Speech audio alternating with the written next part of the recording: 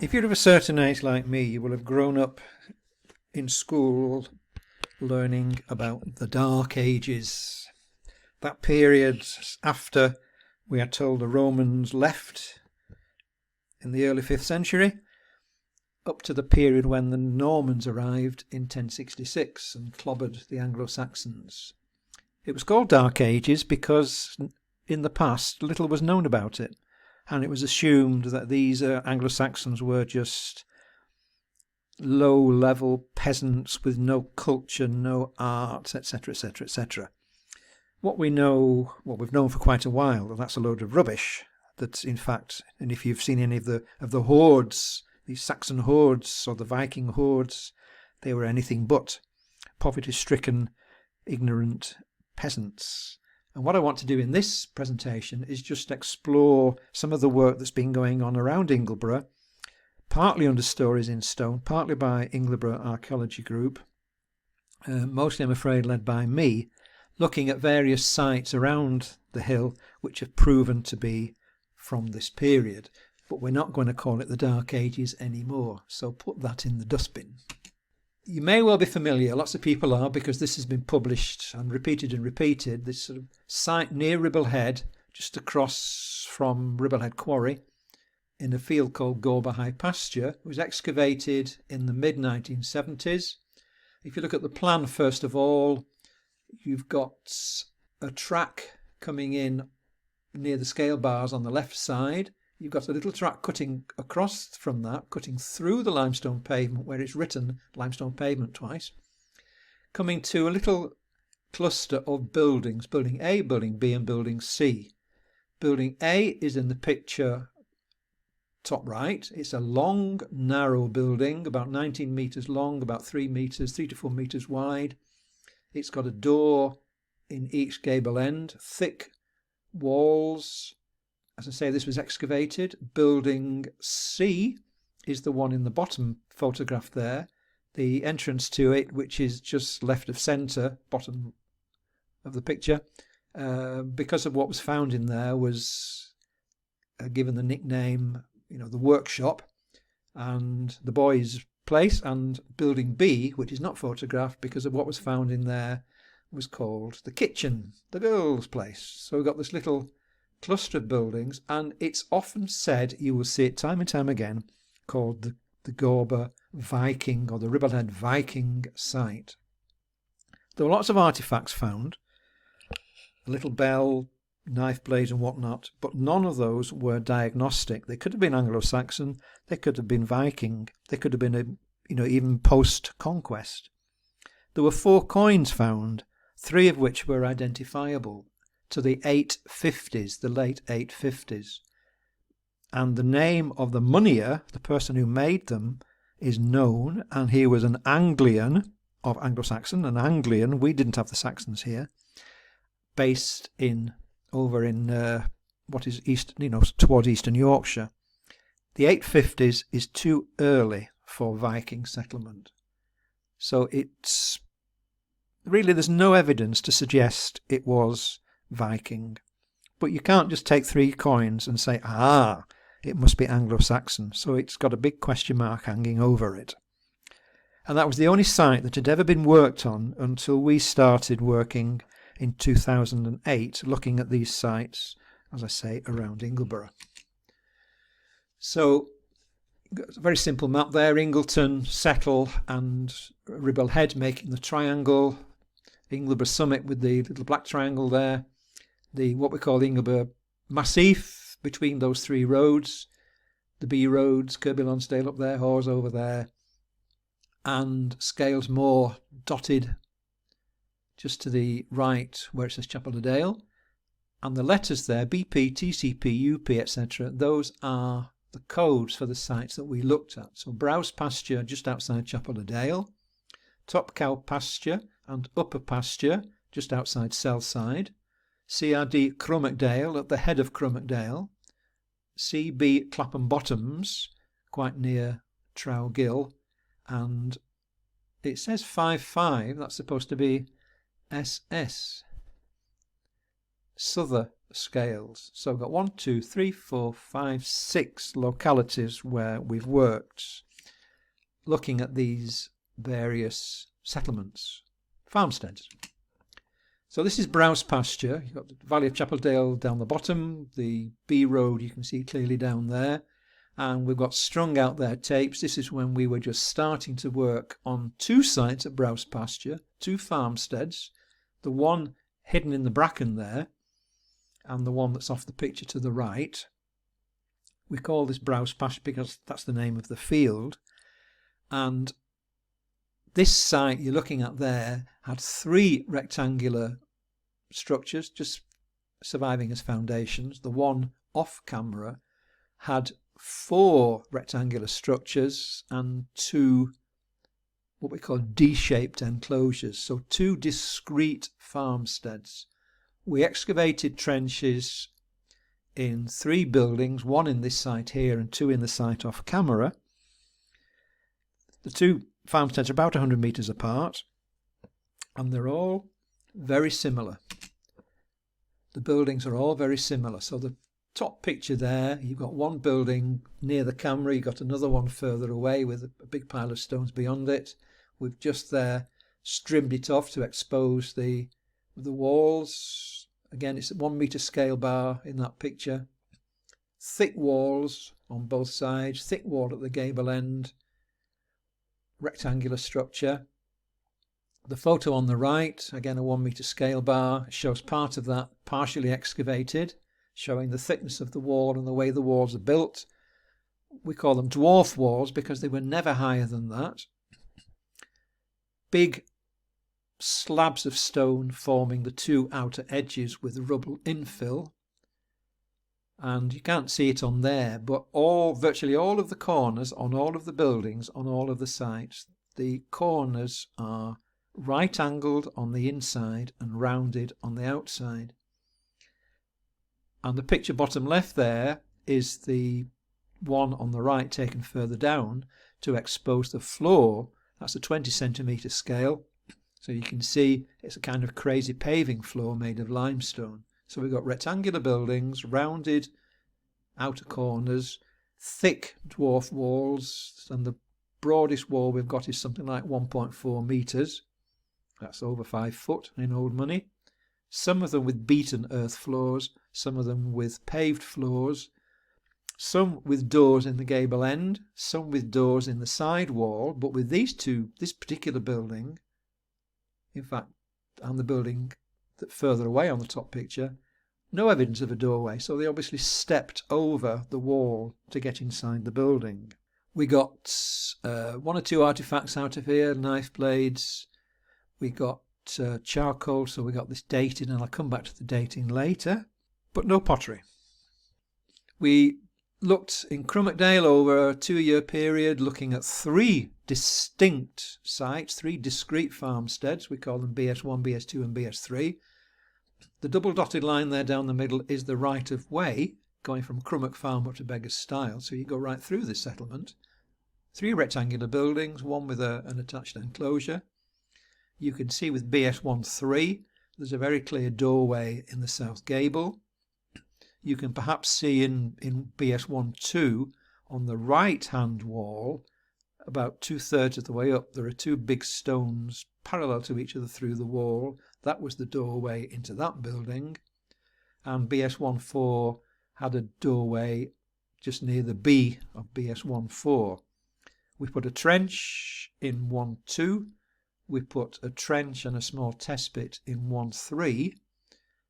This is looking along the one building, looking south, so the opposite way to the plan. We're looking south through one building, and the group of 4 people there, with one of them seeming to be wearing a yellow bucket on his head, is at the south end of this long building where the doorway is. And then the other 3 people, one in red, are working or about to start working on the other building there. Out of this site, BS1, we got a wealth of artifacts, and here's just a few. So the top left is a piece of glass. It's the rim of a piece of glass. It's a glass vessel, a drinking vessel. It's got a darker green moulded rib just below the rim. That piece of glass is definitely Anglo-Saxon. Definitely. Top right, that is broken part of what's called a striker light. So you'd have that and you'd have your flint and you would strike it to get a spark to light your fire. Centre left, two interlinked pieces there, is part of a snaffle bit, which is part of the bridle, in this case of a pony rather than a horse. At the bottom you've got a number of iron, look like nails, but they're not nails, and that's how we found them, lying on the floor of the building. They are the tines of a wool comb, so it would have had a bone, probably a bone handle or a wood handle, a long handle, and it would have been used for wool processing. And centre right is a pair of tongs, over a foot long, about 30 something centimetres long, and they are smithing tongs, and they don't look much different from tongs used by blacksmiths today. So from these artefacts, and from that one, a beautiful iron copper alloy coated bell in beautiful condition, this is after it has been preserved, we can say an awful lot. We know they were not a peasant community. They were working metal. They were working wool, presumably to make textiles, so they had sheep. We know from the bones that we found that they also had cattle. From the smithing tongs, we know they were, as I said, they were working iron to make tools. We found lots of other bits of iron as well, either tools or what's called a billet, which is a piece of iron from which you would hammer a blade or something. We found knife blades, just an absolute wealth of artifacts, but no pot. And we also found in the doorway of the bigger building, at the base of the doorway, clearly deliberately placed there, there's no question they'd been placed there, 4 nodules of hematite iron ore. And we had those thin sectioned by experts, and that iron ore, pure iron ore, came from the west coast of Cumbria, somewhere between Millennium and just east of Barrow, which points towards long distance links between the Dales community and that part of Cumbria. So it's just wonderful site, wonderful set of artifacts. We know what they were doing. We know what the vegetation was like. So they were herding sheep in what's called wood pasture, so pasture land with small shrubby bushy trees. The bell would have been from a bellwether, not from a cow, but from a bellwether. It would have hung round the neck. So the herd's boy or herd's girl would have been able to keep in contact with their flock by listening for their bell on their bellwether, which all the other sheep followed. So we've got a wonderful picture of life in the Anglo-Saxon period from this site, as well as from Browse Pasture. We looked at a site in Clapham Bottoms, so the tree line running across the nearer tree line, that's running up Trowgill. This is Clapham Bottoms, a big open basin. You've got towards the bottom left an area of limestone pavement, and you can probably make out a rectangular structure, or even 2 rectangular structures just to the right of that limestone pavement. So this is another discrete farmstead. This is where we started in 2008, and this is where we finished this project in 2019. So we worked on that site as part of Stories in Stone latterly, and Ingleborough Archaeology Group back in 2008. And the left hand of those two there, A1 and A2 are the rectangular structures. A4 and A5 are 2 enclosures. A3 is an earlier burial cairn, then the limestone outcrop. And the plan on the right is an excavation plan. So the wall lines shown there in grey, running down the centre of it, outlined or shaded in red, were either limestone or sandstone paving slabs to give a hard surface down the middle of the building. T1 and T2 are our trenches, and then in T1 trench you've got 2 sides of a wall there making a little compartment, and then running into T2, a cross wall. So we've got another little sort of compartment down the bottom there. The walls exactly the same as Crumb Dale sites and Browse Pasture, same sort of thickness, same structure, same height, etc.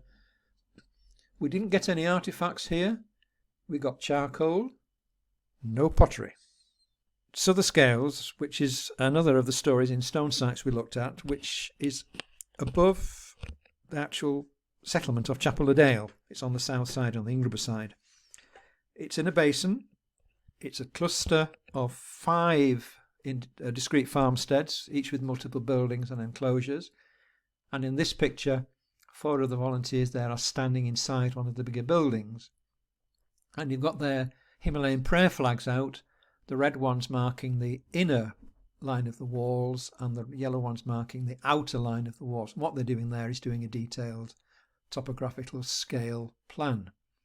Now, Souther Scales is a scheduled monument, so you need permission from Historic England to do anything on it, never mind the National Park.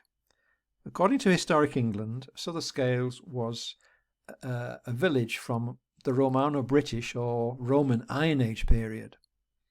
According to the National Park's Historic Environment Record, it was a deserted village from the monastic period.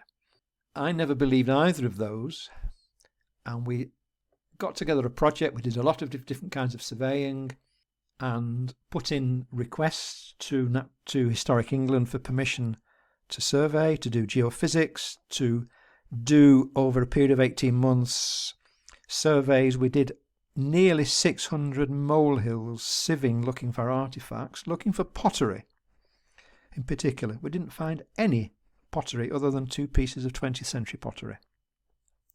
And we also put in a request for permission to excavate. Everybody said, you won't get permission to excavate, it's a scheduled monument, it's not under threat. Well, we got permission and we excavated. And out of the 5 discrete farmsteads, we looked at 4 and put a total of 6 trenches across the 4 sites, looking for any evidence of age, of what the function was, etc., etc., etc. This is a very nice, very technical survey done by drone. It's a contour map, and the contours are showing not 10 metres as on OS maps, but 5 centimetres, 50mm contours. Incredible detail. And if you look where it says A, there's a teardrop shape you can see there, I think, which is an enclosure connected with 2 rectangular buildings, A1 and A2, which are at right angles, which come out quite clearly on here, and a 3rd rectangular building, which is less clear, but is on the edge to the left of the letter A. Then another one, site B, and again you can see, I think, the boundary there. B4 is the long building that the previous people were standing in. There are 2 smaller buildings next to that and a 4th building at the top of enclosure B. Then you've got C, which is less distinct, but I think you can see the building at C2 is quite a clear rectangle. There are 2 other rectangular structures in C that don't show up clearly on this at all. So I have 5 discrete farmsteads with a total of 15 rectangular buildings of different sizes. This is the detailed topographical plan done by Sean Richardson of EDAS. The red numbers and the red letters refer to the 5 sites, A, B, C, D, E, the numbers of the buildings in each one. The black numbers, S, 4, 5, 6 and so on, those are other archaeological features. So S5 is an enclosure, a built enclosure. S4 at the bottom is an enclosure made out of the limestone pavement. S1B is a stone bank. S1A is a stone bank. S11 and S10 were little platforms up at the top. S12 is probably a cairn from an earlier period. And you can see, if you look at the different red numbers, 1, 2, 3, 4 and so on the different sites, they're all rectangular, but they're all different sizes. And because this is showing the earthwork rather than the excavation, they look a bit wonky. So we did, as I say, we did trenches across 4 of those. We didn't look at B because B had been got at in the 1940s. There was no point. And we did geophysics across the site, and through excavation, particularly of Farmstead A, we put a trench in building 1 and in building 2. We put a trench in each of them, and from the archaeological evidence we're able to get an archaeological artist, Dominic Andrews, to do this reconstruction with sort of my guidance, and everything on there apart from the bed sheets is archaeologically accurate.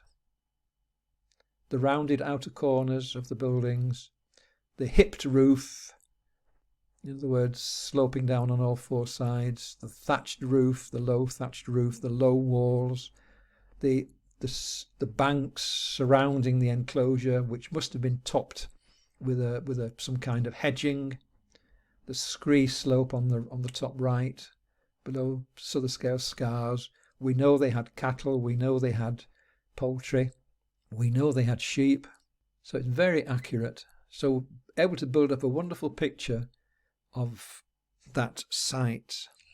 Artifacts, we found 1 or 2 iron bits, but not very much. No pottery.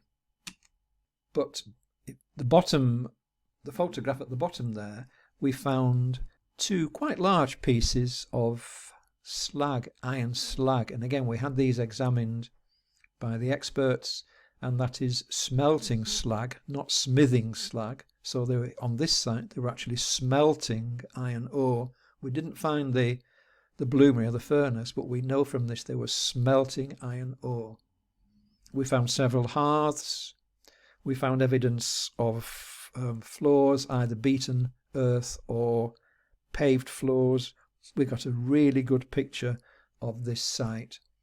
And the map at the top puts the phasing of each of the 4 settlements we looked at in years AD. Those are radiocarbon dates. So you can see there the dates range from, in C, from 637 was the earliest date to 968. In the complex 1, 645 to 998, and then site E and site D. So we actually, from the radiocarbon dates, we know that this site was continuously occupied for 250 years. And the graphic on the right there is it's Bayesian analysis, a statistical analysis of all the radiocarbon dates. Ignore the one right at the top and ignore the one right at the bottom. But you can see with the little graphic things there, they all go from the middle of the 7th century to about the middle of the 10th century. Now it's interesting that across all the sites around Ingleborough, we only had 2 dates that went beyond the year 1000, and that was to 1014 on one site and 1015 on another. They all stopped. All these sites around Ingleborough were abandoned during the middle of the 10th century. Now those dates there, if you go back to the 7th century, you're looking there probably at people who predated the Angles. They were probably the native Brits. Then you come through in the 700s, they would have been Anglo-Saxons. You come through to the 900s, they could well have been Anglo-Scandinavians or Vikings, or they could have been a complete polyglot, multicultural, mixed-up mongrel society, speaking a host of languages, sharing common ideas and common ways of living, and one set of people adopting and adapting the methods that had been used by the previous people. So with all these sites, we've looked at 8 different sites, 13 different farmsteads across the whole round Ingleborough. We've got dates from all of them, absolutely all of them, and there's the full, you can't see it on the right there, well you can if you look in detail, but that's the dates from all of the sites, except Souther Scales, which is on the left-hand graphic. They all fit in that same period, between about 600 and 1000. So we've built up a wonderful picture for the first time ever.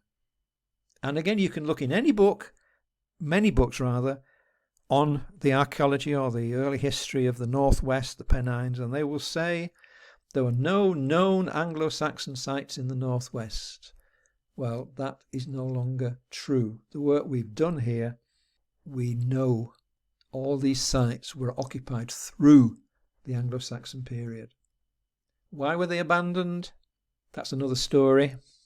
Not to do with anything like war or strife. It was partly social, it was partly economic, it was partly technological changes. Nothing to do with strife. So all this idea that the Vikings came along and and conquered the Anglo-Saxons, there's absolutely no evidence whatsoever. There's also no evidence whatsoever that the Anglo-Saxons, the Angles up here, came along and pushed the Brits, the Celts, into the Western Sea. Forget that. We've got rich evidence now, proven from all these dates around Ingleborough, of continuous occupation right through the so-called Dark Ages.